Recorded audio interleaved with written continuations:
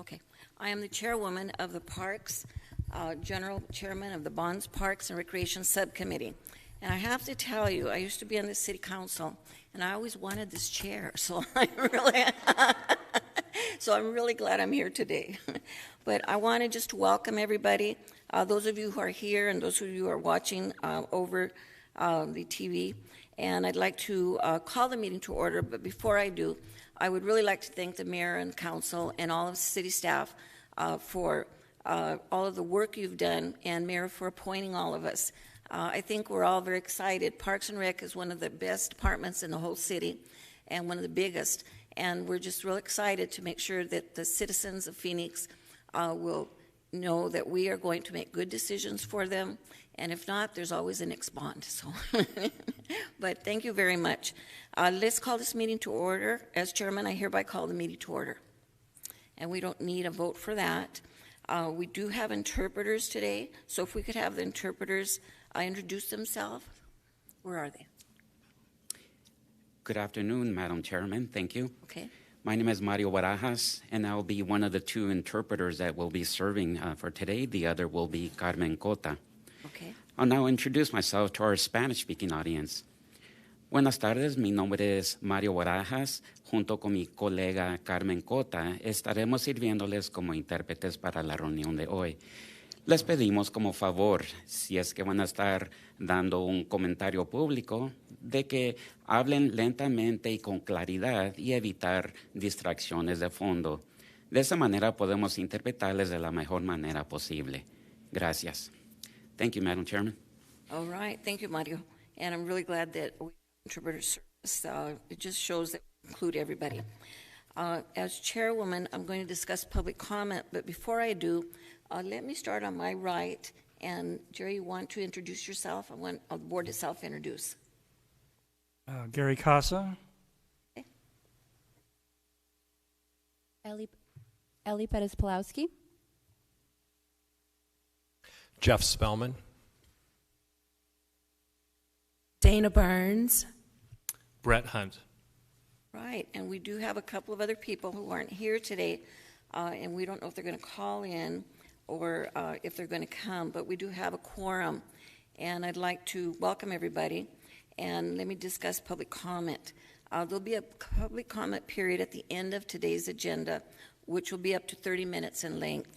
Open meeting law permits committee members to listen to the comments, but prohibits us from answering you ourselves. We can direct city staff to perhaps answer one or two things for clarification, but city staff will take your comments under consideration and make sure if there's anything that needs to be done to clarify for our board, we'll get a city staff report on that. So we will listen to you, and we ask that you try to keep it in 2 minutes. I'm not a real stickler, but if you go way over, I will have to cut you off, and I don't like to do that. But we will ask you to be concise. Just get to the point, and again, we can't really comment on it other than maybe to smile at you, but we will go ahead and make sure that we include everybody. So with that, introductory remarks, once again, thanks to everybody, and we do have our city attorney who will be talking. Members of the public may speak to comment on the general obligation bond. City attorney, you want to go ahead? Patricia Boland's with us. Yes, thank you, Madam Chair, members of the subcommittee. Members of the public may speak to comment on the general obligation bond program. The city code requires speakers to present their comments in a respectful and courteous manner. Profane language, threats, or personal attacks on members of the public, subcommittee members, or staff are not allowed. A person who violates these rules will lose the opportunity to continue to speak. The subcommittee and staff cannot discuss or comment on matters related to pending claims or litigation. Thank you. The reason I had our city attorney explain that after public comment is so those of you listening who are going to call in, you do know the rules. So that way, when it comes up, if you violate any of them, you'll have been already introduced to them. Okay, with that, Let me ask, on our agenda, we have the rules that were given to us at our last meeting. There's about 6 of them from directed to recommend a $500 million bond package. The exec committee has tasked this subcommittee with identifying the most urgent needs, and you have them before you.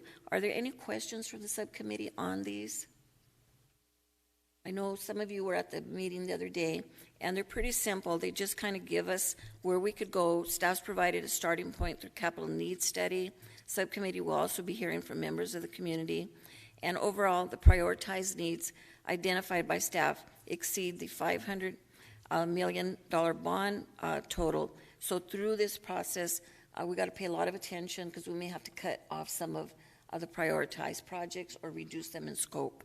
So those are the rules, and we do have to appoint a vice chair. We have 3 more committee meetings, and in case I can't be there, we would have a vice chair running the meeting. I know we have a few people here today, and is there any interest in that, or would everybody be okay if whoever wanted it the most just recommended themselves? Okay. I know My only problem, Madam Chair, is that I'm going to miss probably the next meeting, so I don't know if that would be great for me to volunteer for that if I can't be here personally. Okay. Is there another person who would like to do it? Madam Chair, I would like to volunteer as well. Okay. Are you going to make every meeting? What was Going to that? make every meeting? Yes. Will you be here for all the meetings? Yes. Okay. Okay. All right. Let me take that into consideration then, and I'm going to just talk to staff a minute, and then we'll decide who's going to get it, okay? Okay, thank you very much. Now, we do have the capital needs study. We'll have a staff presentation, and my understanding it'll all be done by our parks department head, Cynthia Aguilar. And so, Cynthia, I think you have your water right by your side because it's a long presentation, but we do have the presentation in our books that will follow Cynthia. And I would like to ask that you keep your questions to the end, but if you do have a burning question, go ahead and just get my attention, and we'll ask it if that's okay, Cynthia, because that way somebody might forget their question, or you might have to go back in time. So why don't we just go ahead and do that? Madam Chair, if I Yes. may, I'm concerned that the appointment of the vice chair has been tabled or moved. Okay. Is there a motion to move it to later in the agenda? If we need that motion, let me talk to staff just a minute. Should we make sure that the vice chair could be at every meeting? I think that's the question that is concern for me. Chairwoman Wilcox, I believe that there should be at least the meetings that you may not attend. Yeah. But if someone's going to be here for all the meetings, and they know that right now, barring some unforeseen circumstance, Okay. I mean, I think that's a legitimate concern. Okay. So are you ready then to be at every meeting? Okay. Okay, we'd love to have you, but if you can't make the meeting, it is a concern. So, all right. Can I get a motion? You know, why don't we get somebody else? Dina, you want to make a motion to appoint her vice chair? Sorry, what was your name again so I can have it correct in the notes? Ellie Bettis-Pulowski. Madam Chairwoman, I move to nominate Ali Perez Pulowski. as vice chair of the subcommittee. Okay, can I get a second? I will second that. Jeff Spellman. Okay, and Ally comes from the Arizona Education Association, so we'll have a lot of input about children. So, all right, we have a motion, we have a second. All those in favor signify by saying aye. Aye. Aye. Aye. Any opposed? All right, you're the vice chair. Congratulations. All right, now capital needs study. Ms. Aguilar, are you ready? I am, thank you. Good afternoon, Madam Chair, members of the subcommittee. I'm Cynthia Aguilar, Parks and Recreation Director. I'm pleased to be here with you today. I'm joined by several members of our management team in the audience today.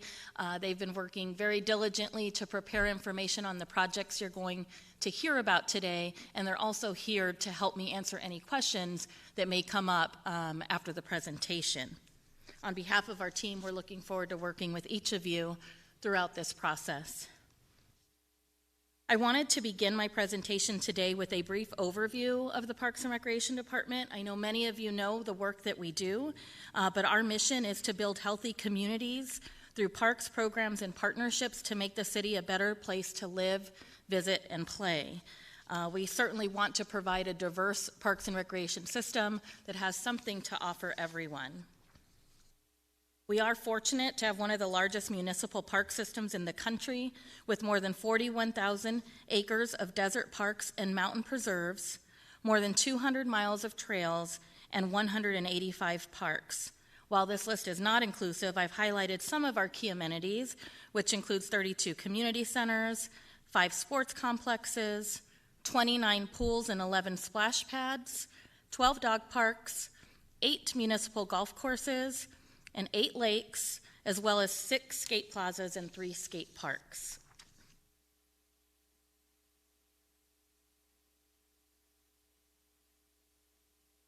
Right. Could you provide us at the next meeting with a map of the city and where all these are located, just so that we could kind of have a view of where everything's located? And then if you could put an overlay of what the priority study, maybe an overlay to show us what are the new things recommended. That way you get a clear picture of how everything's laid out and, you know, the diversity of our city. So. Certainly, Madam Chair, Okay. members of the subcommittee, I can make sure for the next meeting you have a map of the park system Okay. with where the proposed projects are in the map. Okay, and where the old ones are, where all of these are. Yes. I know it's a big task, but it'll help us kind of figure out if we have to cut something, where there are already services and things along that line. Yes, we can do that, Madam Chair. Thank you. Just here's some statistics about the park system. In 2021, more than 6.5 million people enjoyed Phoenix trails, and more than 390,000 rounds of golf were played. Additionally, despite COVID restrictions which limited capacities and or the number of open facilities, over 315,000 people participated in programs and activities at our 32 recreation centers. Nearly 105,000 people utilized Phoenix pools, and more than 12,000 people visited the Pueblo Grande Museum. Before we dive into the proposed bond projects, I'd like to provide you with some background information on how these projects were selected. Over the last several months, city staff have been working to identify and prioritize projects for review by the bond committee. While the department has many needs, based on parameters we were provided, with only capital projects costing greater than $500,000, with minimal operating cost increases were considered, such as the design and construction of parks, buildings, and infrastructure, and major renovations or improvements to existing assets to extend their life or increase their service levels. Each of these projects have an anticipated useful life of at least 20 years and are anticipated to be completed before June 2029. The projects we are presenting today were reviewed, refined, and prioritized by the city's Fiscal Capacity Committee to create a balanced bond package with projects across the city in areas identified as priorities by our City Council. Today I will be presenting information on a total of 13 projects that have been prioritized. Each of the 13 projects fall into one of these 5 categories: undeveloped parks, aquatics improvements, park improvements, facilities improvements, and then a project within our South Mountain Park and Preserve, which is one of the largest municipal parks in the country. The first 2 are undeveloped park projects and include a phased approach to build 2 undeveloped parks in the southwest and northeast parts of the city. The first location is a 93-acre site located at 91st Avenue and Lower Buckeye Road. The site was acquired by the city in 2002 and was intended to serve as a city services complex with public safety services, a park, and a library. At 93 acres, once fully developed, this park would serve as a regional park, providing a minimum service area of 5 miles and a population of over 219,000 people and 58,000 households. The graphic on this slide shows a conceptual master plan that was developed back in 2005, which at the time included amenities such as multiple athletic fields, a dog park, pool, and community center. The proposed project is to implement phase 1 of the overall parks development, which would include development of an updated master plan and design and construction of 1/3 of the regional parks amenities. The total cost for this project is just over $12.3 million, with a projected annual ongoing cost of $1.6 million. The closest regional park to this area currently is Desert West Park, which is nearly 8 miles away, 7th Avenue and Encanto Boulevard. The second undeveloped site is a total of 56 acres, which was acquired by the city back in 2007. This site is known as Super Block 8 and was included in the Desert Ridge Community Master Plan. Park is approximately 40 acres and would provide services to over 58,000 people and 23,000 households. The graphic on the slide shows a conceptual master plan from 2007, which includes amenities such as lighted athletic fields, a playground, restrooms, and open space. It also shows a library and a future transit park and ride location. The proposed project is to implement phase 1 of the overall parks development, which, as in the previous project, would include development of a new master plan and design and construction for this park of half of the park's amenities. The total cost for this project is just over $8.3 million, with a projected ongoing annual cost of $686,000. The closest community park to this location is Pinnacle Park, which is about 4.5 miles away. Our next 2 projects include renovations to 2 existing pools and the conversion of 5 smaller pools to neighborhood splash pads. Before I provide information on these projects, I wanted to provide you with an overview of our existing aquatics facilities that I think will be helpful to provide some insight into the challenges we are experiencing as it relates to our aquatics facilities and programming. The Parks Department currently manages 29 pools throughout the city, many of which are facing challenges with aging infrastructure. The average age of our pools overall is 57 years. 23 of the 29 pools are older than 40 years. As a result, our aging infrastructure is resulting in the need to make ongoing, significant, and costly repairs. In the past year, East Lake Pool has failed and is no longer operable and pending repairs. Sunny Slope Pool, which is pictured here, was closed unexpectedly midway through last summer due to significant leak and costly repair. These pics show the before and after conditions at Sunny Slope Pool. And while the repairs were made just in time to open the pool this summer, as you can see, there's still minimal shade and really limited amenities in this pool. In this case, you're looking at the large rectangular pool, and there's a smaller one to the left of it, which serves the younger children as a toddler pool. This is the case for many of our pools throughout the system. To help us further assess our aquatics facilities and programs, in 2020, the Parks and Recreation Board created or appointed an aquatics advisory committee. In 2021, the committee submitted a series of recommendations to the department, including a recommendation to create regional pools with heaters and enhanced pool amenities. Another challenge we continue to face is the national lifeguard shortage, which has caused public and private pools and beaches across the country to close or modify their operations. This slide just shows a few of the articles that have come out over the last year or so. There have certainly been many more. In 2020, due to COVID, all of the City of Phoenix pools were closed. And when we reopened in 2021, the Parks Department lost more than 50% of our aquatics workforce, resulting in opening just 12 of 29 pools. And this year, in 2022, we opened 14 of our 29 pools. To address our aging infrastructure, ongoing lifeguard recruitment challenges, and provide quality aquatics amenities to the public, this project includes the renovation of 2 pools in the Central City and Maryvale areas. The first is Harman Poole, which is located just off of 5th Avenue south of Buckeye Road. The pool was built in 1952, and approximately 4,400 people visit the pool annually. As you can see from this picture, the pool consists of 2 basic rectangular pools similar to what I showed in the Sunny Slope photos. The pool is not heated, and it does not have any dedicated swimming lanes. The existing bathhouse is not fully ADA accessible, and it does not have climate-controlled air conditioning or heat. The proposed project would transform Harman Pool into a regional pool to include a 25-meter lap pool with diving boards, a water slide similar to the ones you see in the slide on the top here, shade structures, a pool heater, a dedicated swimming lesson area, and a water play area with zero-depth entry, such as the photos on the bottom. The project also includes renovations to the bathhouse to ensure it is fully ADA accessible and includes a lifeguard training room.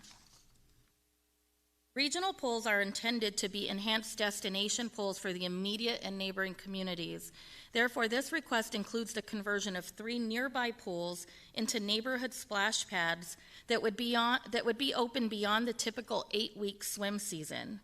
Currently, splash pads are open for approximately 16 weeks out of the year, so these amenities would provide an aquatics amenity that still would be open to the public and for twice as long. The 3 swimming pools that would be converted or repurposed into neighborhood splash pads include Grant Park, which is approximately a half a mile away from Harman Park, the pool at Alkire Park, which is just over a mile away, and then University Park's pool, which is about 1.5 miles away.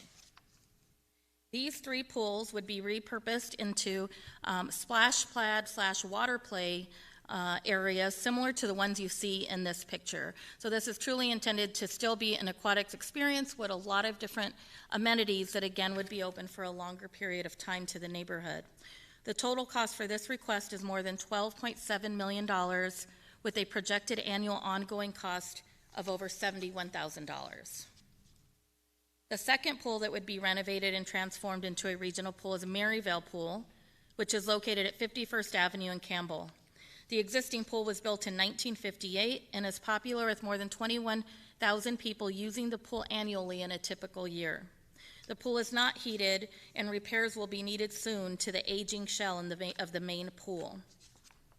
Just like Harman, this proposed project includes a renovation into the regional pool with many of the amenities I shared before. With the creation of the Maryvale Regional Pool, 2 nearby pools would be repurposed into neighborhood splash pads, again with the variety of the play features you saw in the previous photos. The 2 parks in this case that would be repurposed are shown here, again, smaller pools with limited amenities. Maryview Park Pool, which is located about 1.5 miles away from Maryvale Pool, and Holiday Pool, which is located close to 2 miles away from the pool.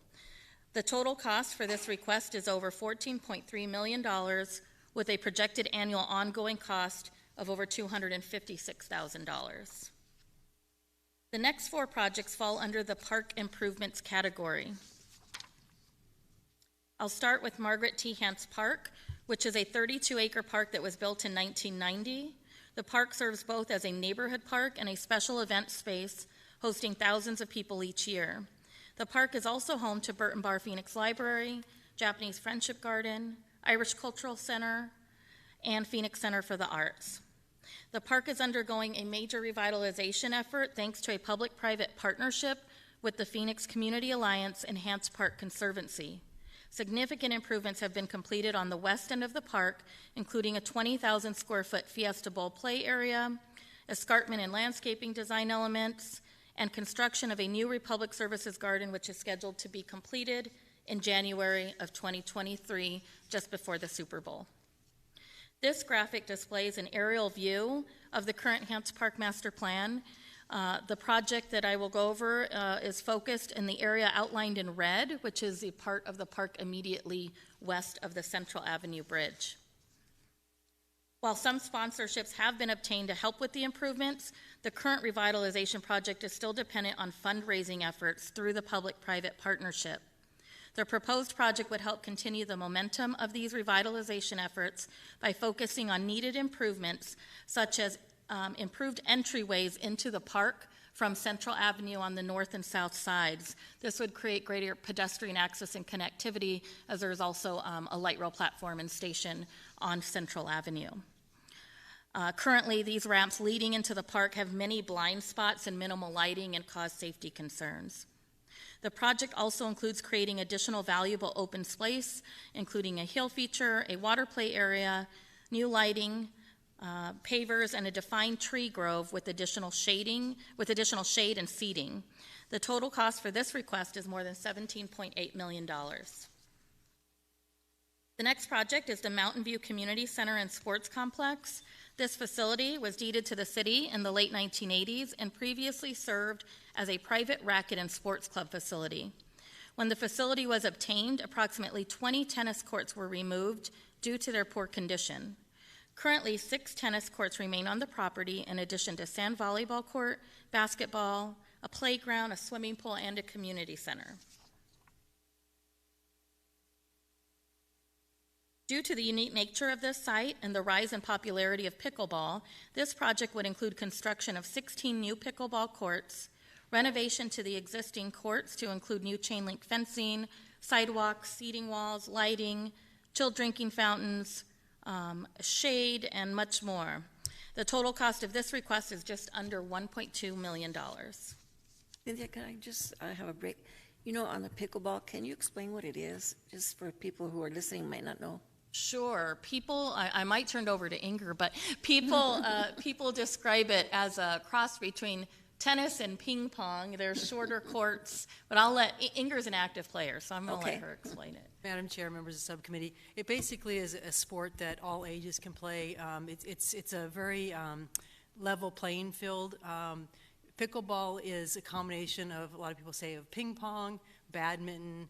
It takes the game of tennis, if you will, but it makes it shorter, quicker. It's a wiffle ball and a paddle. And just this last weekend was the first time it ever was shown on TV as a professional tournament. So it's become very popular, and it is one of the fastest growing sports in the United States. Okay, so we're accommodating what we might already have there into pickleball courts. We do have pickleball courts throughout the city. In that part of and again, Cynthia can speak more to it also, but the north part of Phoenix lacks pickleball courts. We just haven't been able to do it at this point. But down south on the other side of South Mountain, Pecos has like 16 courts there. So they've been slowly being added in, but right now it is one of the fastest growing sports, and it is a vacant spot at that particular location where you could add some without taking anything away. Okay, thank you. Thanks. Sure, and Madam Chair, members of the subcommittee, I'll add we have 38 pickleball courts in the system, but as Inger mentioned, this particular part of town in Northeast Phoenix is an area where the closest courts would be several miles away, and this facility previously housed several tennis courts and is kind of set up to have athletic courts out there as a sports complex type of facility. Okay, thank you. The next project is the Rio Salado Embankment Erosion Control. The Rio Salado is a 595-acre habitat restoration area that is home to 200 different species of migratory birds. There are 14.7 miles of trails that we currently manage within the Rio Salado. The Rio is experiencing erosion along the South Embankment paved trail from about 15th Avenue on the west to 44th Street on the east. This project would restore eroded embankments and reinforce 12 areas with compacted clean fill and large boulder-sized riprap. This work is necessary to help us meet the requirements of our agreement with the United States Army Corps of Engineers. Restoration of the embankments would stop erosion and degradation of the integrity of the trail. The work would also ensure future connectivity to the Rio Salado Oeste and Tres Rios and help ensure the health and longevity of the overall Rio Salado restoration habitat. The total cost for this request is just over $4.5 million. The Pueblo Grande Museum and Archaeological Park is the next project. It's a unique part of the park system. It was donated to the city in 1924, and a museum was opened on the site in 1929. Over the years, the museum has had several additions to the campus. Currently, there are 5 buildings on site, 4 indoor exhibit galleries, 3 outdoor exhibits, a gift store, interpretive trails, a repository for archaeological materials found within the city of Phoenix, and a collection of thousands of artifacts found at the site of Pueblo Grande. In a typical year, more than 35,000 people enjoy visiting the Pueblo Grande Museum and Archaeological Park annually. Excuse me. The proposed project includes development of a new master plan for the museum and the associated 100-acre grounds, which you can see in this photo. It includes both an archaeological village site and the Park of Four Waters Canal site, which is the property on the bottom half of this photo shaded in the pinkish color. The goal would be to utilize the new master plan to steer improvements of this historical site, to update the museum's exhibits to more appropriately interpret and reflect the authenticity of this ancestral site. Additionally, the project includes making improvements in the collections department to increase capacity for housing artifacts, renovations to the gallery to provide climate-controlled display cases to protect prehistoric objects, and a plan to provide safe public access to the Park of Four Waters for the public. The total cost for this request is just over $6.8 million. The next 4 projects include much-needed capital improvements to some of our community and recreation facilities throughout the city. The South Mountain Community Center sits in El Reposo Park, which is located in South Phoenix, off of Central and south of Southern Avenue on South Mountain Avenue. The center opened in 1976 with a 13,000 square foot facility, and in 1993, an additional 17,000 square foot building was added. Together, these facilities serve more than 35,000 people annually. Amenities between the 2 facilities include a full-size gymnasium, fitness center, activity and classrooms, auditorium, and a dance room. The South Mountain Community Center is in need of multiple capital improvements, including new AC units and air handlers, new flooring to include flooring in the gymnasium, restroom renovations, upgraded lighting in both buildings, and improvements to the dance room. The total cost for this request is just over $5.5 million. This is the only large community center with these amenities that currently serves the South Phoenix community. Once open later this year, the Cesar Chavez Community Center, it will be located with similar amenities in the Levine community a little more than 5 miles away. The South Phoenix Youth Center is our next project. It's located at 7th Street south of Broadway Road and directly adjacent to South Mountain High School. The facility opened in 1980 to provide a safe space for teens. The center currently focuses on fostering a positive, safe environment for youth and teens to socialize and engage with peers while enriching their lives through education, recreation, exposure, and experience. The center provides a variety of programs and events for teens and also houses the Project Brave program, which helps provide support and resources for teens experiencing various forms of violence in their lives. The proposed project includes replacement of the roof, renovations to the basketball and volleyball courts, a new ramada, additional trees, irrigation repairs, enhanced lighting, replacement of the parking lot and the outdoor stage. Interior improvements include replacement of flooring, also some restroom renovations, and improvements to this indoor stage. The total cost for this project is just over $3.1 million. Telephone Pioneers of America Park opened in 2001 as the first barrier-free park in the nation. The park features an indoor recreation center, athletic courts, playground, and swimming pool. Currently, the Parks Department has a partnership with Ability 360, who operates the 2,200 square foot recreation center. Ability 360 provides exceptional adaptive sports, recreation, aquatics, and fitness programs that promote the independence, health, and overall well-being of people with disabilities and their family members.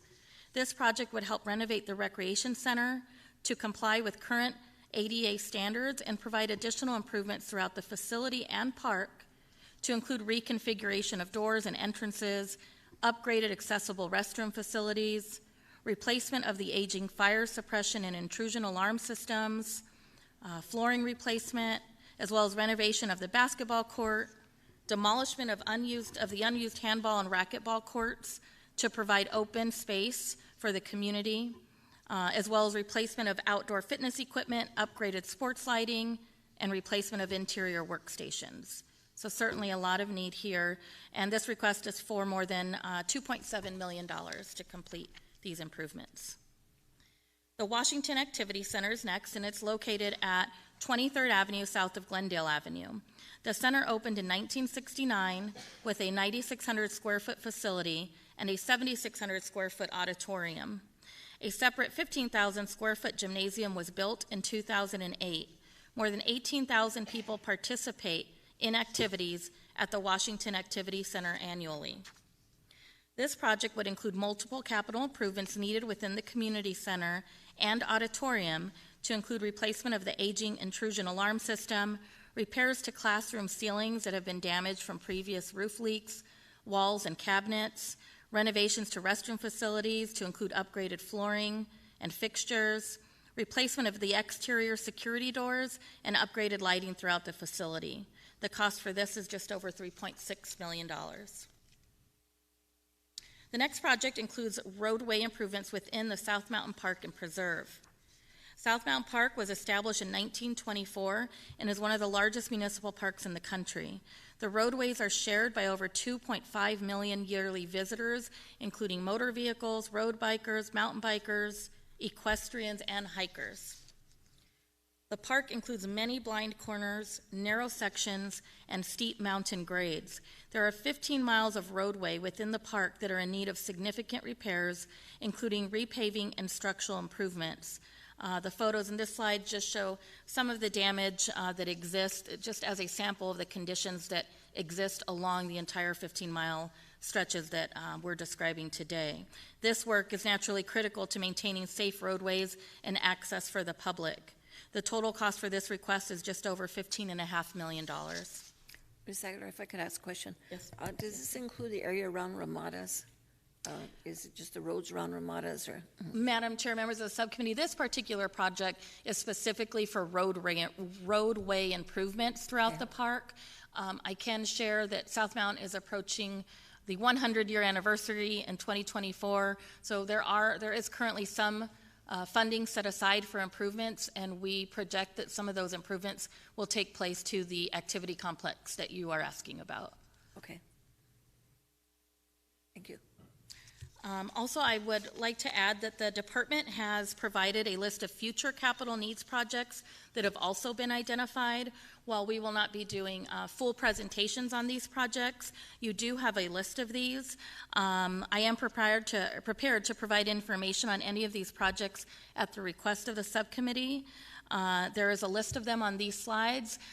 They include development of a new park, that it's on property that we own in Ahwatukee near 19th Avenue and Chandler Road. Also, the Phase 2 completion of the Desert View and Estrella Civic Space Parks, which are projects that I did present the Phase 1 concepts of earlier. You'll also see a list of irrigation improvements that are needed and some redesign at 3 of our golf courses, Cave Creek, Encanto, and Palo Verde. We have these on here because the Arizona Department of Water Resources has informed us that they will be reducing the water allotments for us, and so the way it stands today, the proposed allotments that we believe we would get reduced would not be sufficient for us to irrigate 2 of these 3 golf courses. So we'd also be looking to redesign them and replace the turf with a more drought-resistant turf and a more efficient weather-based irrigation system. There are also enhancements for Esteban Park that have been identified, Galvin Parkway replacement project, improvements within the Levine area conveyance channel, and then also renovations to Papago Park, and lastly, improvements to several of the lakes that we manage within the park system. I believe Dana has a question. Do you have a question?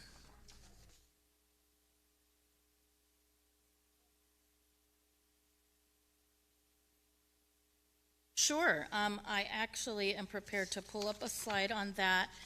Madam Chair, members of the subcommittee, if you give me 1 second, I will pull up my Esteban Park information to best answer that. While she's pulling, I turned on my mic. Thank you. So my question was, what type of enhancements did Parks and Rec have in mind for Esteban Park? That's a pretty special park to me. Sure, Madam Chair, Subcommittee Member Burns and members of the subcommittee. I have some information here. Esteban is a 64-acre, I know you're very familiar with the park, but for everyone else, it's a 64-acre regional park located at 32nd Street and Rozier Road in Southeast Phoenix. The park was completed in 1970, and a secondary master plan was completed in 1990, followed by a new 2-pen dog park in 2015. Today, the park includes 3 soccer fields, a 3-field softball complex, athletic courts, a playground, restrooms, and many other amenities, and it's heavily used, especially the athletic fields out at the park. The proposed improvements for future capital needs include a remodel of the flood irrigation system, repairs and replacements of turf areas that have experienced excessive use, renovation of the 2 restroom facilities, replacement of area lighting and sports lights, ADA improvements throughout the park, replacement of 6 ramadas, 2 new ramadas near the playground area, installation of a fit Phoenix walking path, and parking lot repairs. Okay, thank you. And I also wanted to bring to the attention, Madam Chair, and to everyone here today, that in our area, I'm born and raised in that area, we have a group of community members who've been petitioning for a recreation center to be built on the grounds of Esteban Park. Nothing too extravagant, and if you like, I do have photos, but if you all are very familiar with Hermosa Park, the Fay Gray Recreation Center, similar, that's all we're asking for. If you can add that to your list, we'd greatly appreciate it, and any questions, I am available. Thank you. Thank you, Madam Chair and Subcommittee Member Burns and members of the subcommittee. I think what will happen throughout this process is that the chair and subcommittee will have an opportunity to give us direction to bring information back. So if that is a project that the subcommittee would like us to come back with, we could certainly bring back information on what that could look like and what that cost estimate would be. Madam Chair, I have a follow-up question. Yes, go ahead. Thank you for that, Cynthia.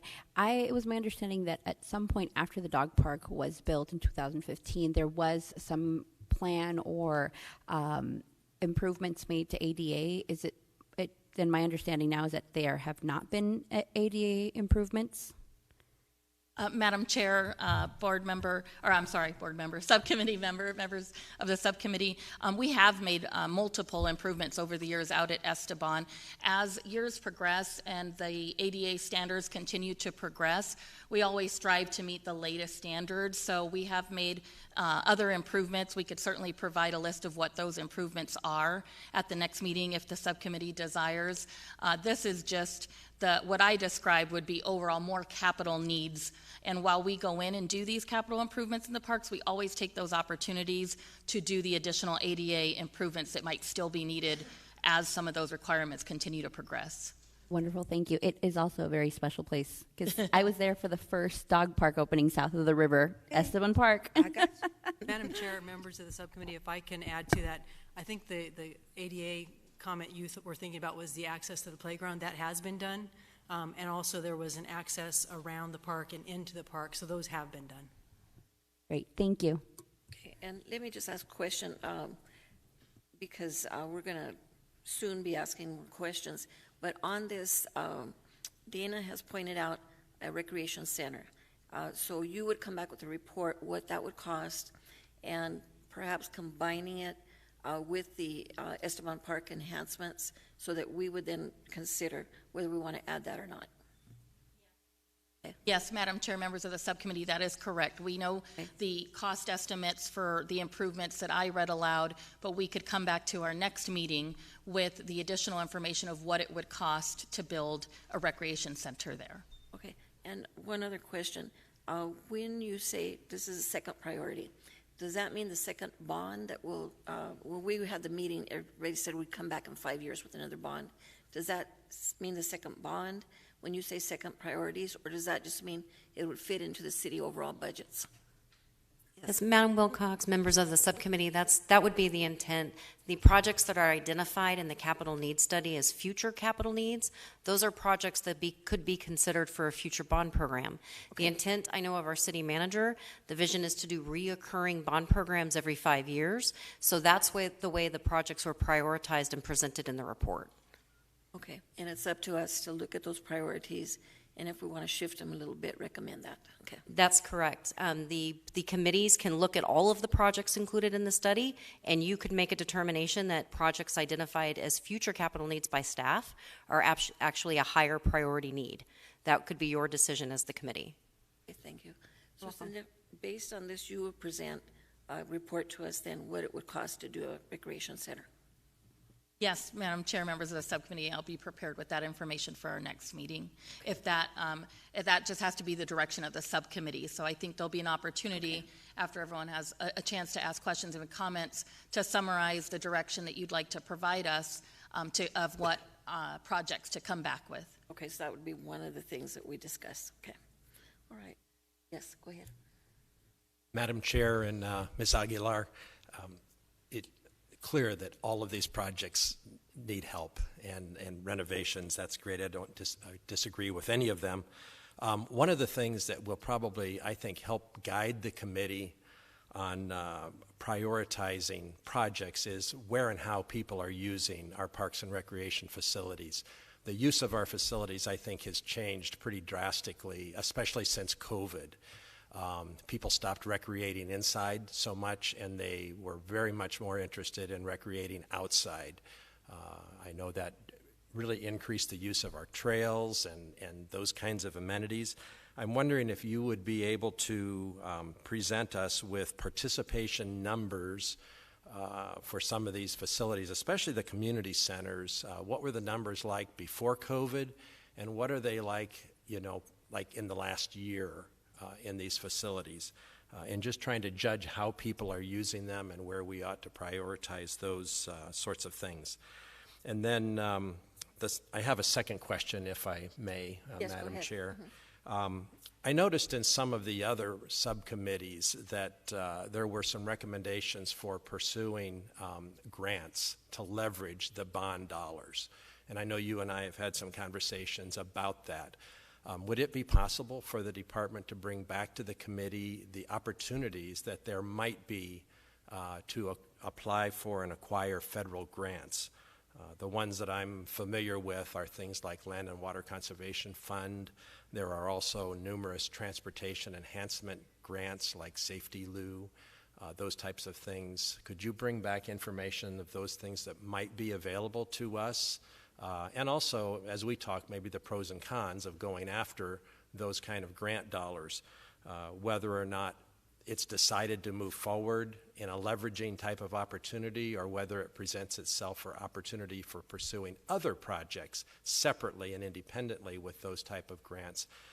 It just might be an opportunity to get more things brought to our community that are desperately needed. The one area that I'm particularly interested in, wasn't presented at all, is our non-motorized transportation systems, and I'm talking primarily about our bikeways.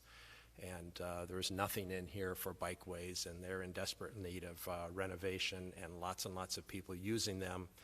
And that also fits pretty closely with our council priorities for non-motorized, climate, green infrastructure, all those sorts of things. So anyway, just trying to look for information that might help us to figure out the best way to prioritize projects based on what people are using now in our facilities, and how best to proceed. So thank you. I think that's an excellent question and excellent comments. When we look at things like the park from 91st to 99th that you're recommending for the South Phoenix area, there's development going on as we speak in that area. So maybe you could let us know if impact fees could be used to enhance that park, and instead of just a phase one, be able to even do more with development impact fees. So, Yes, Cynthia? Madam Chair, members of the subcommittee, again, if that is the subcommittee's direction, absolutely, we could bring back statistics that subcommittee member Spellman had requested, and then also information on the impact fee fund around Southwest Phoenix where the proposed park is. Were you finished with your presentation, or? I am, actually. Okay. That was the end of my Okay, 'cause we presentation. start asking questions right It was away, but- perfect. Okay, I think now is the time when we as board members can bring forth our thoughts, either on the projects that were presented to us, or it's something that we wanted to bring to the table. I would like to just start out by saying that thank you, Cynthia, very comprehensive, and when you look at these, I wish we'd gone for more bond money, because everything needs to be done, and it's, if we can fit things in, we're going to do an outstanding job.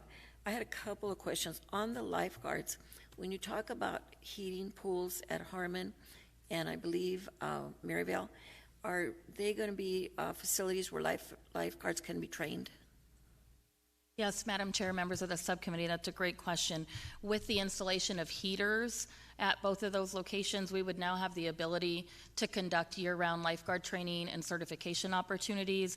We don't have those opportunities in any pools in those areas now, so that is one benefit of the project.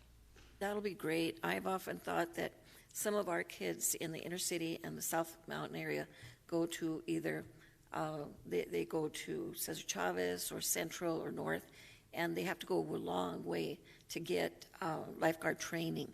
I also would hope that maybe you could bring us information if there's any coordination with the Phoenix Union high school boards to perhaps have a lifeguard class, that now that we have the training pools within the inner city, they could look at creating such a class. That would do a lot of things. It would bring more lifeguard positions, but also look at diversity, which, in the inner city is very necessary, particularly with Hispanic-speaking lifeguards needed. So if you could bring information if there's any thought on that. I had a couple of other questions that I'll just kind of kick this off. On the Estrella Civic Space, I think I asked you about that, the impact fees. On the lifeguards, I've asked you that. On the pools, when you have to close a pool or redo it, it's very traumatic for a community. And even though Alkire, Grant are close, and University are close to Harman, and Harman will be a super pool the way you're describing it, there's still going to be a lot of concern in the community. At Grant Park, if the pool is, done away with, and we do get the water features, I would hope that we could have a good community input to see what water features they'd like, and perhaps if we can't provide them all, get matching monies from the private, industry to do them. And also the pool house, that I believe is historic. I'm not sure, but I think it's historic. So could you give us what it would cost to redo that, or at least repair it, so that perhaps we could use it in conjunction with the park as a computer room, as a visual, a video room, or something along that line where we could have it serve the park and then just open up into the water park. And again, I think when you ask a community to give up their pool, those are the questions they're going to be asked. What else are we going to be able to do? And the water parks are great. The water features are great. And I'd like to see what we're going to be doing with that. And I think in the parks that you mentioned, I know at University, the community center will stay there. And I don't think they need to renovate anything. But at Grant, we do have that pool house.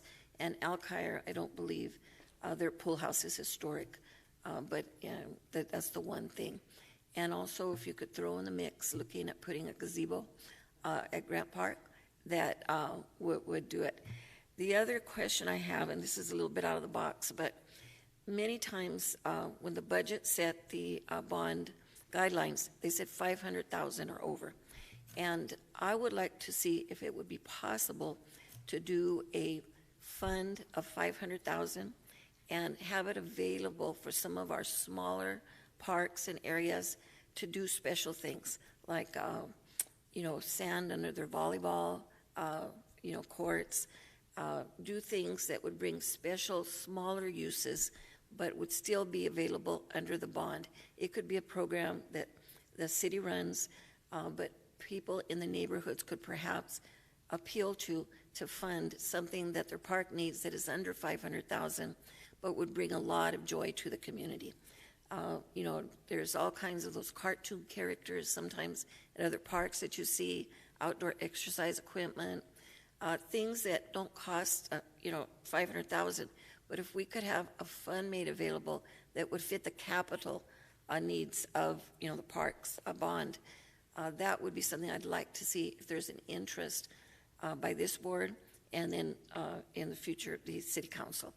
And it, again, is a little bit outside of what you traditionally do, but I think it would benefit the small park areas, particularly in the inner city, the west and the east side, where you have like Coronado, you have Maryvale, and a lot of times you'd like to add even a pickleball court, maybe. I don't know if we have to teach everybody how to play it, but a pickleball or something along that lines that we could, have a fund that would not hurt your overall city budget for the parks. So with that, let me just comment that I really think that the flatland parks are important, and I'm glad to see the expansion of 2 of them. And when we have that map that I would like to request, and I'll say it again, a map that shows where all our city parks and rec facilities are, and then the overlay of where these new ones would be, that would be good at determining how we go forward. So those are my comments. Any other comments from the board? Yes. Yes, just maybe as a follow-on, first, Ms. Aguilar, thank you so much for a great presentation, and thanks for your service to the city of Phoenix. In terms of the geographic elements of this, it would be great to be able to see with the regional pool concept, which I think is brilliant, what would that mean for a user at some of these smaller pools that then turn into splash pads? So if you're making a decision on where you're taking your kid to go to the pool, what does that mean for your transportation options to get to the pool versus the splash pad? And I don't know if this exists, but it would be also great to see the impact for different age populations, so youth versus seniors, and kind of the usage of those facilities, just to help inform what type of features you may have at any one of those facilities. And again, I don't know if that exists, but it would be great to be able to see something like that.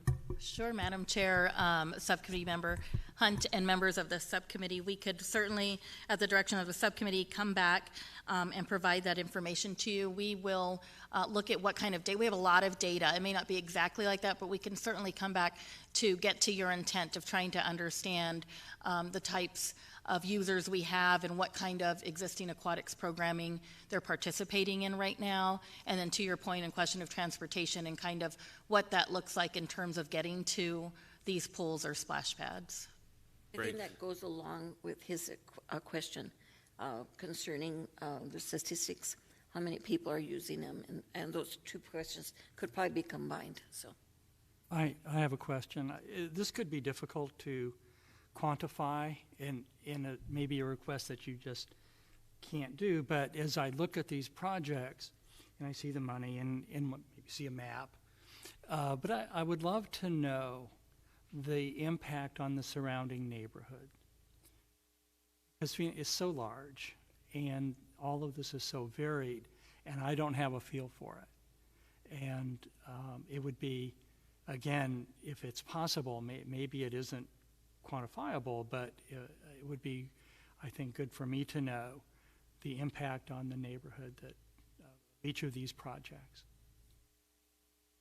Board Subcommittee Member Casa and Madam Chair, members of the subcommittee, we can certainly, and to your point, it may be difficult to quantify, but we could certainly take a shot at coming back with what these projects specifically mean, for the surrounding neighborhoods, and maybe create the context of what exists and doesn't exist nearby to show what these projects are really, how they will really impact the surrounding area. That's exactly correct. That's what I would love. Thank you. Thank you. we're along the lines of, just looking and saying, how do they affect us, who uses them, and what age group is the most benefited from it. So. Madam Chair, I have a couple follow-up questions, and I'm going to go backwards. So I'll start with future investments first. So I was looking through the list, and I wondered how you came up with that list. And then the second part of that question is, Sunny Slope is a growing community, right? Like, there's been a lot of articles written about the housing boom that's happening there, and folks are moving there, renovating houses, flipping them in communities that are younger with children are moving in. And I did not see any planned in this bond or in the next the second bond in 5 years for Sunny Slope. So. Sure, Madam Chair, Subcommittee Member Perez, and members of the subcommittee. I think the first question was, how did we come up with this list? So broadly speaking, we stuck to the parameters that we were given. So primarily, the projects were those that were $500,000 or more with minimal impact to the ongoing budget. So things that we could kind of absorb into our existing operating budget. So if we improve a facility, we already have staff there, right, anyway, so the impact to the ongoing budget isn't as substantial. We also looked at things like what facilities have had recent improvements and what facility assessments we've had. So some of our facilities have had assessments, so we know which have the greatest needs in terms of the infrastructure improvements that are needed, whether it's improvements to the flooring or the AC units. And then we also looked at things like what is our existing 5-year capital improvement plan. So we have Phoenix Parks Preserve and Initiative funds as well as general funds. And so those were just some of the things that we looked at to help come up with this. At the direction of the subcommittee, we could certainly provide you with information or a summary about some of the projects maybe that we've completed recently in Sunny Slope or that are coming up in Sunny Slope. If that's helpful, that's also something we can provide. Yeah, I would really appreciate that. I mean, full disclosure, I grew up and like my life is Sunny Slope, right? So I just want to make sure that it's equitable. The second piece is I did see in the parks, I was looking through at the district distribution, what districts are getting more improvements, and I think, right, a Phoenix taxpayer is a Phoenix taxpayer, whether they live in District 1 or District 8, but there was only the one project in District 3 for parks at least. Is there an opportunity to look for something else in District 3 as well, in neighborhoods that are closer kind of to the core of District 3?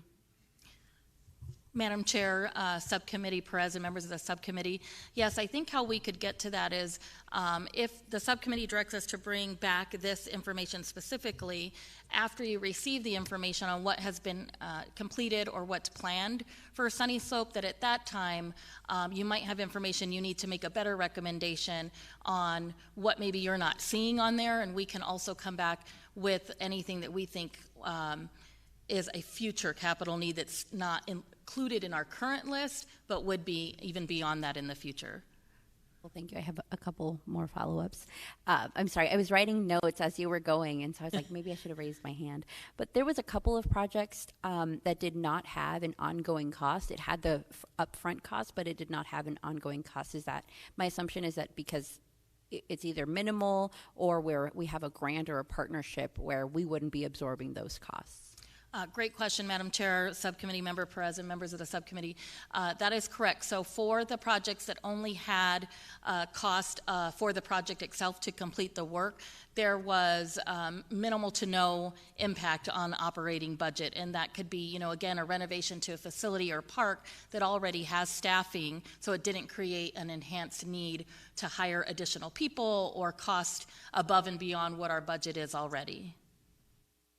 I have another one. It was kind of piggybacking off of my colleague Dana in regards to the South Mountain Community Center. I did write, Lindo Park, Fay Gray. So if we could, just a second on if we could get an estimate or if it's possible. I know that there's a certain size of a park, right, to be able to build a structure there for the community, but it is a park that people are frequenting and they might need a place to, beat the summer heat as well. I will turn it over to my colleagues, but I'll have questions after everyone gets a chance. Okay.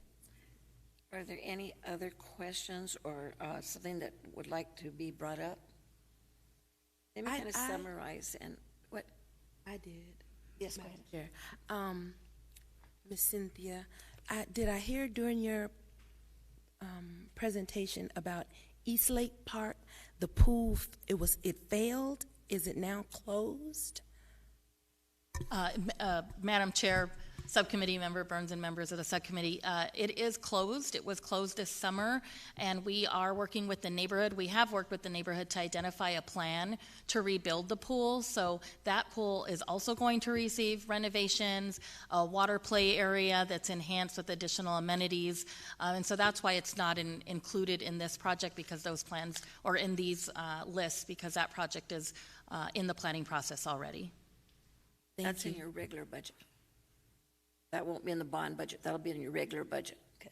That is correct, Madam Chair. Okay. Okay, let me kind of summarize, and if I don't get everybody who raised your hand, go ahead. Sorry, Madam Chair, two or three more questions. I did have a question in regards to, you talked about the partnership that we have for Margaret Hance Park downtown, and that's with the Phoenix Community Alliance. Will they also be pitching in if if this subcommittee decides that that is a priority and we decide to put some money in that bucket? Will they also be pitching in, and at what price tag? Sure, Madam Chair, members of the subcommittee. Our partnership with the Phoenix Community Alliance will continue. So this project will not fully fund the remaining revitalization efforts that are required to complete the master plan. So for this, the dollar amount that you see is the amount that would come from the bond, but their fundraising efforts will continue for future improvements that are still needed within the park. Thank you. Next question is, when we were talking about the Telephone Pioneers Park up north, that partnership, what is the closest, you mentioned other parks with the other presentation, right, or in that presentation of close parks that provide similar or adequate services. So what is the closest park to that, where if we did not move forward with the recommendation on improvements there, where else could that community get similar services?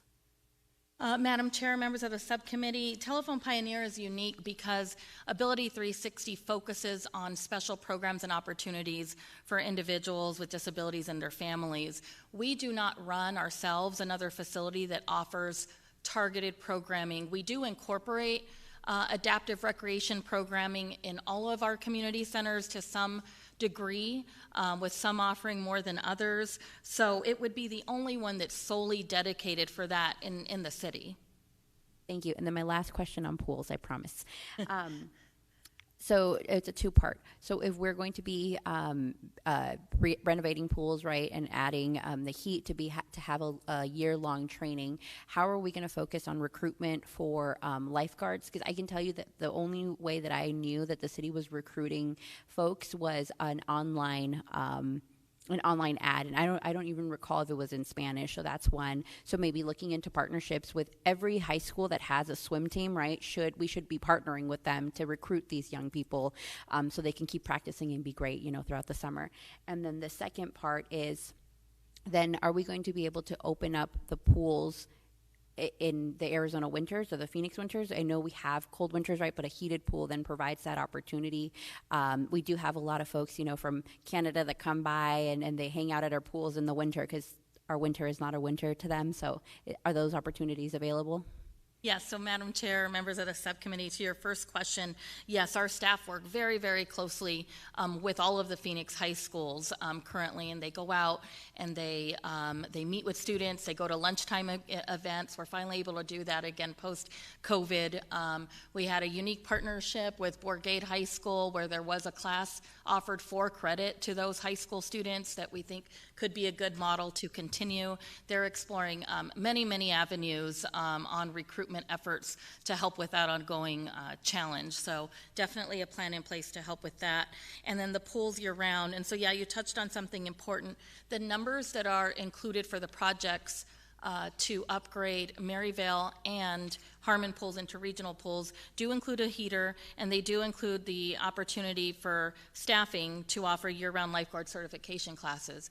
It does not offer, it does not include, I should say, on the money that would be required in the ongoing budget to open it up to the public the entire year, or at least a majority of the year, for additional programming.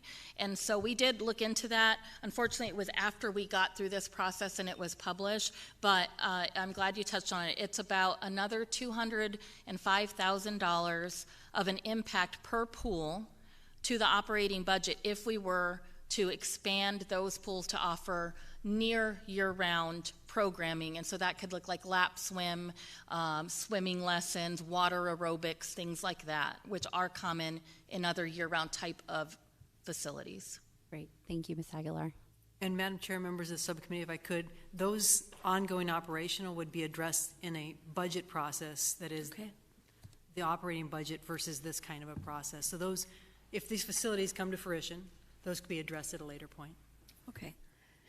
All right, good questions. Let me kind of summarize what we want from you, Cynthia, then. We would like, and Ms. Perez, I think your questions as to, where other facilities are, if we have the map of the city and we have where everything's located and then where our new priorities would be located, that would help us get a picture. And along with that, knowing what age group uses them, the majority, and also the statistics of how many kids or how many people actually come to the ongoing areas, so that we can determine, does this need, does the east side need more than the west side, so that we can make sure that we're fair and everything. On the lifeguard question, I too think that now that we're going to have the heated pools, it'd be great to, do even more. And I know the Phoenix Union pools, or schools don't have swimming pools, so they might not have swim teams, but maybe we could still develop one now that they could use the park as a swimming pool. So that would be great. The other question is the Esteban. If you could come back with what a building similar to Gray? Bay Gray Community, the Bay Gray Recreation Community Center. Facility, what that would cost for Esteban, and we can determine whether we want to include it in or not. And then I'd like you to explore the $500,000 fund that would be for capital small needs and available through the parks for communities. Not that the communities would build them, you would build them, but that they could request, okay?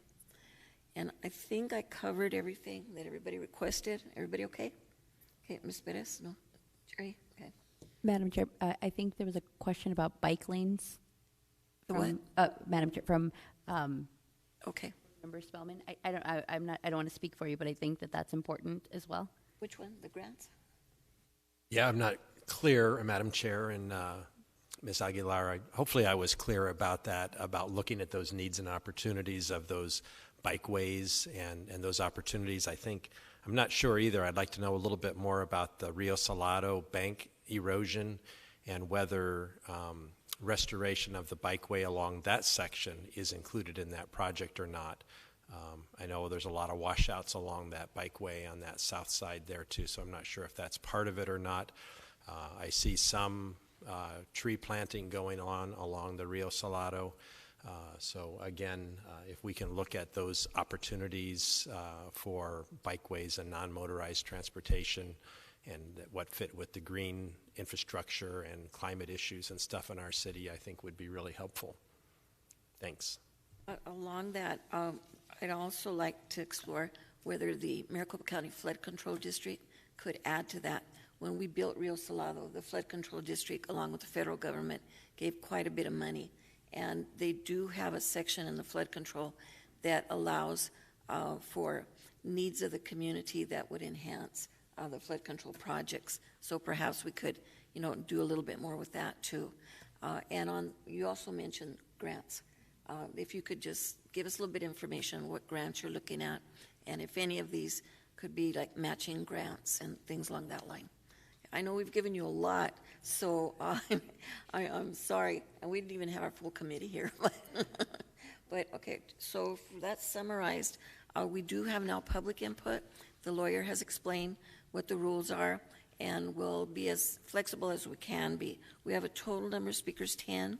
7 are virtual, and 3 are in person. Why don't we go with the in person first, and who has the list? Go ahead.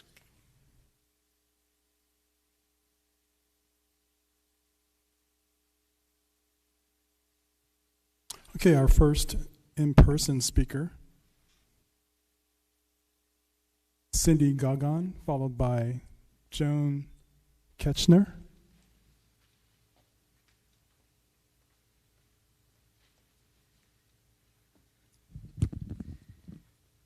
Good afternoon, Madam Chair and members of the subcommittee. My name is Cindy Gahn, and I'm actually just here for a very brief moment of time because I'm waiting to get more authorization from the organization I represent, Phoenix Community Alliance, before advocating for support for the full funding of the Hance Park, Margaret to Hance Park initiative. So you will see me again when I have that full authorization, and I will give you all the points as to why it's so important. Thank you very much, and I yield the rest of my time. Thank you. Next. Our next speaker is Joan Ketchner, followed by Tim Sprague. Thank you. I am Joan Ketchner. I live in the Roosevelt Historic District downtown. I've been there since 1984, so I've seen the Hance Park since before it was even a hole in the ground.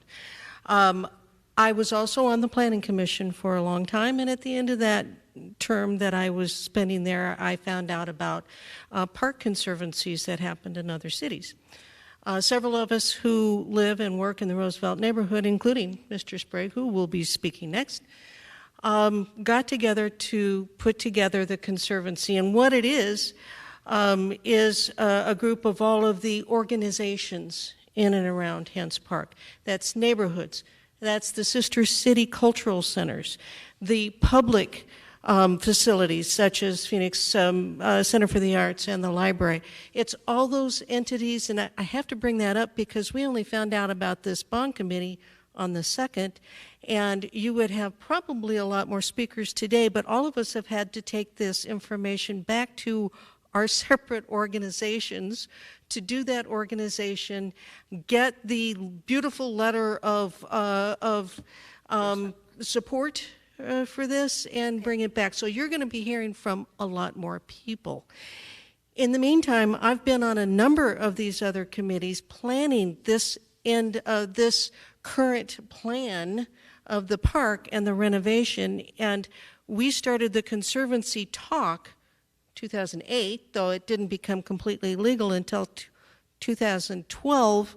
And in that time, I was pushing for this because the park was already showing its age. It gets a lot of use. And nothing has been done to the Central Avenue Bridge area since we started working on this Conservancy. Since that time, we have grown in our population to 10 or 12,000 people. We have people walking in the park, using it on a day-to-day basis. All of the cultural. May I continue? Your time is almost up.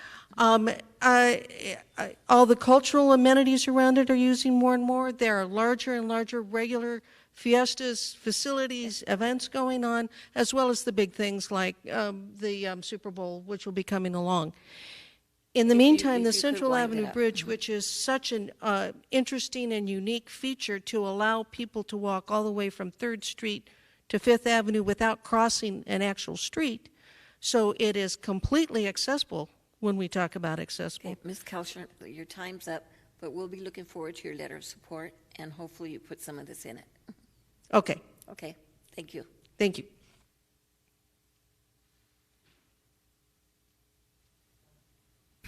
Our last in-person speaker is Tim Sprague.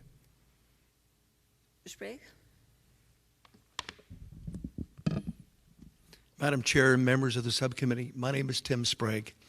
I'm a member of the Hance Park Conservancy, I should say past member. I was chair of it for almost 10 years, and we formed it with Joan Ketchner and a bunch of the neighborhood folk. I will tell you that this has an opportunity, Hance Park, to become a great park for a great city. It's located transportational-wise on light rail and close to, this will become a regional park.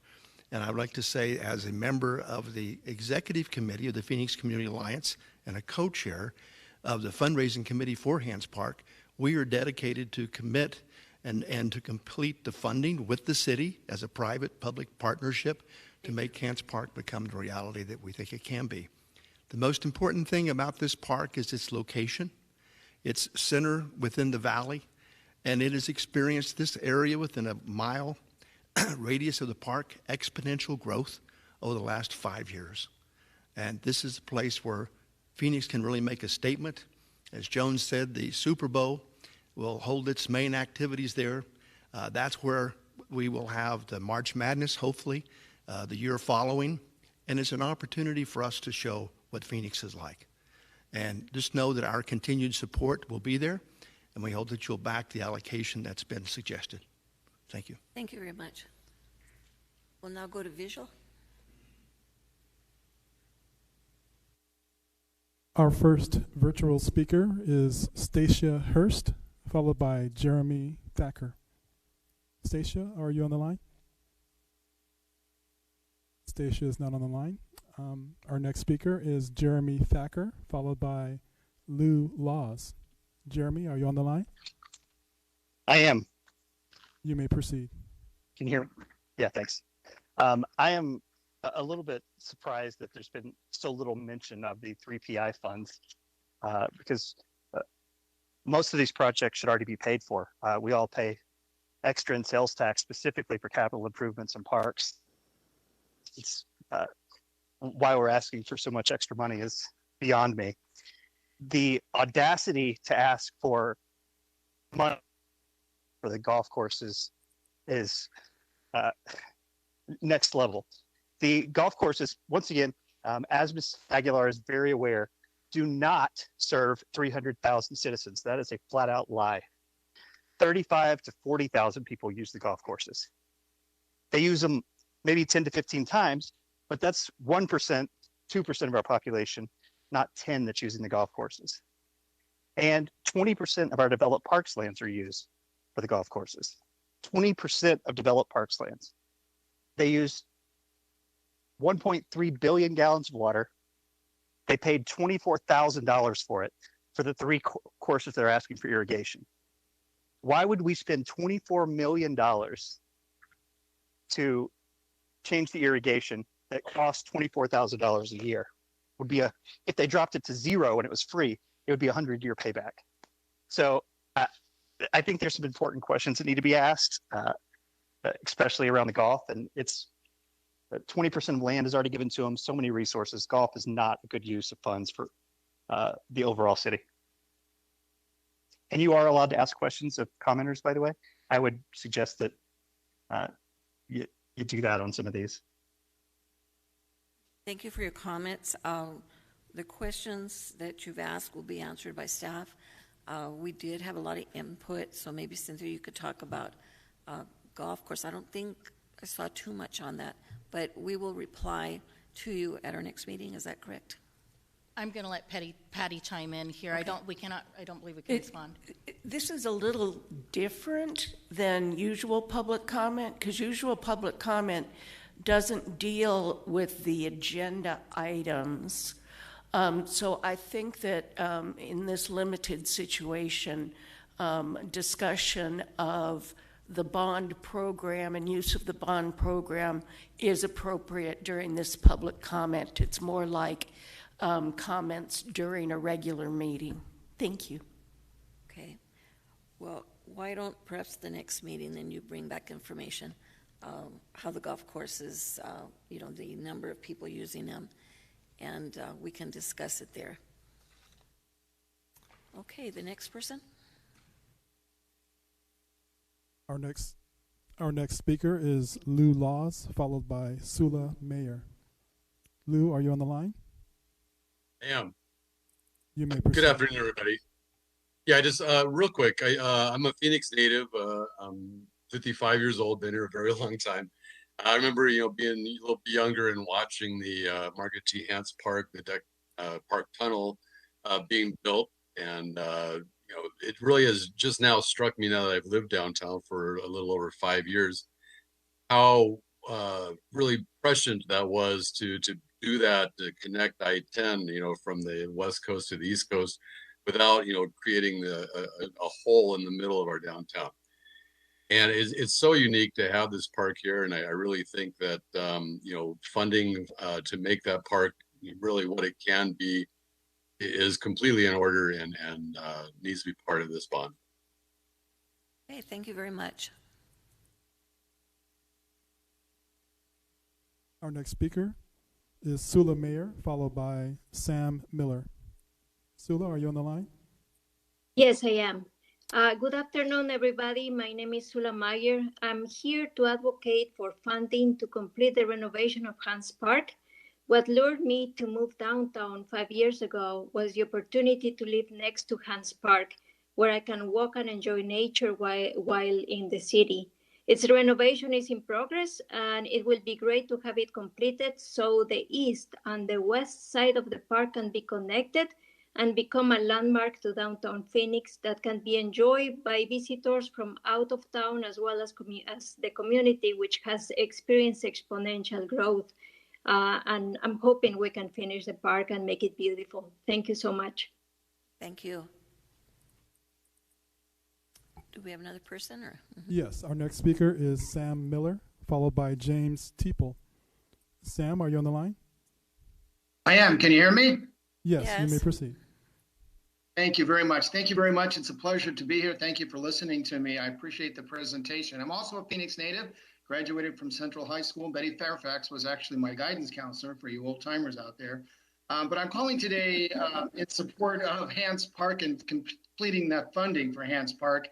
I think it's one thing to recognize and encourage the private partnership that the community has involved itself with in Hans Park, and alone would be encouraging to fund this project.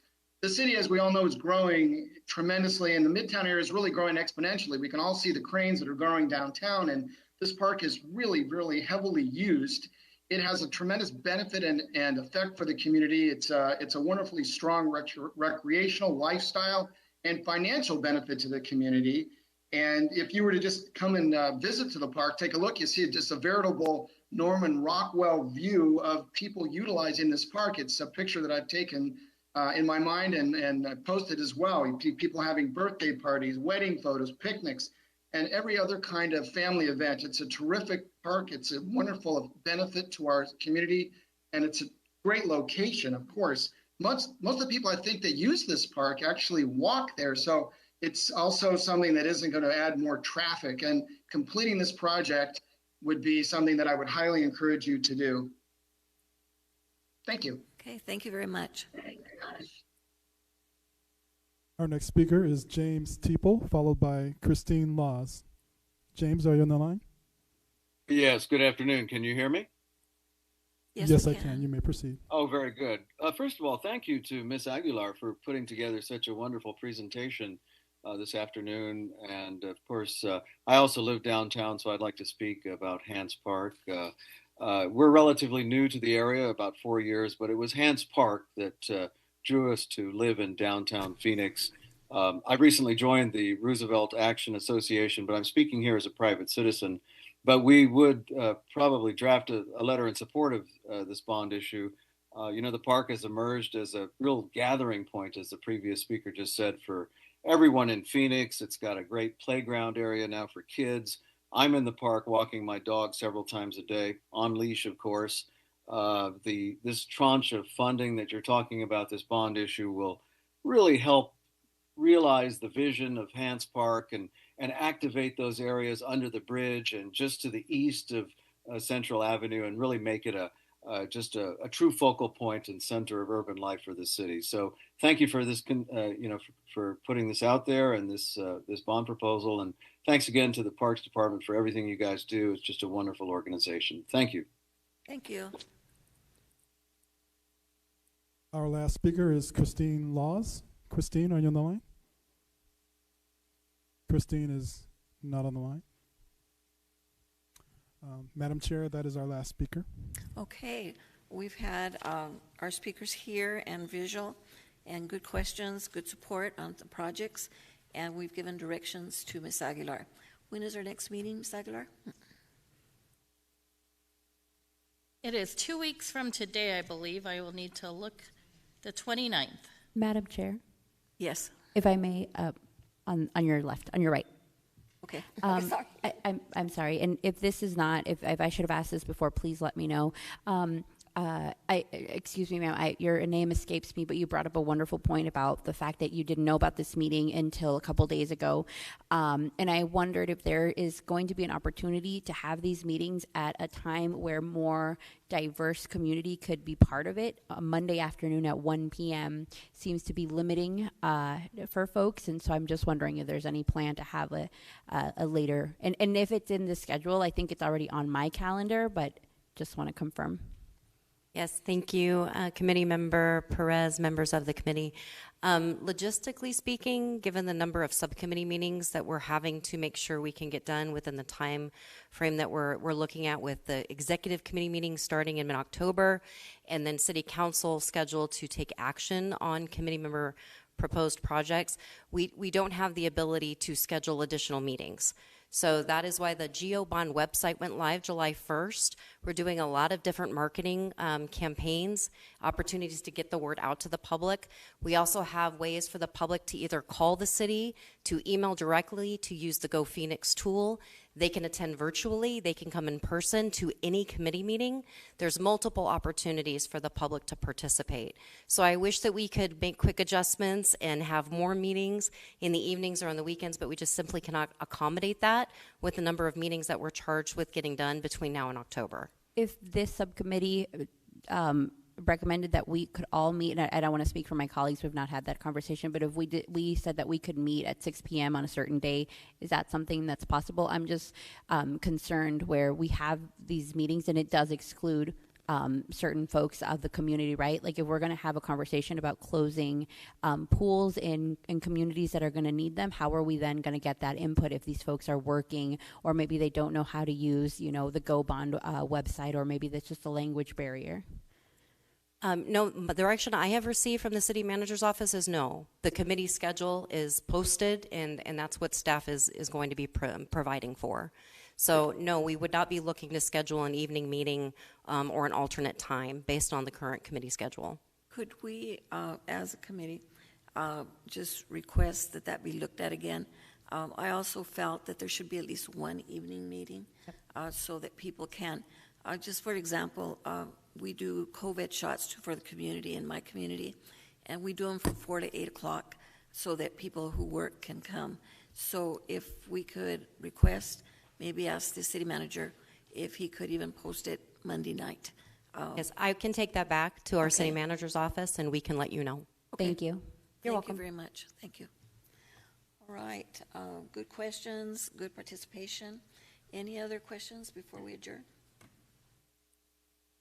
Okay, well, thank you very much, and hopefully we'll get a couple of more members next time.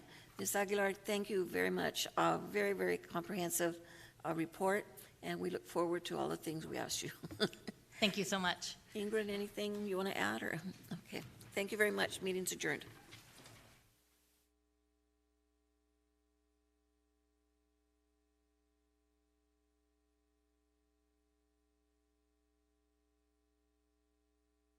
Program, and it also includes a partnership with Arizona Career Pathways.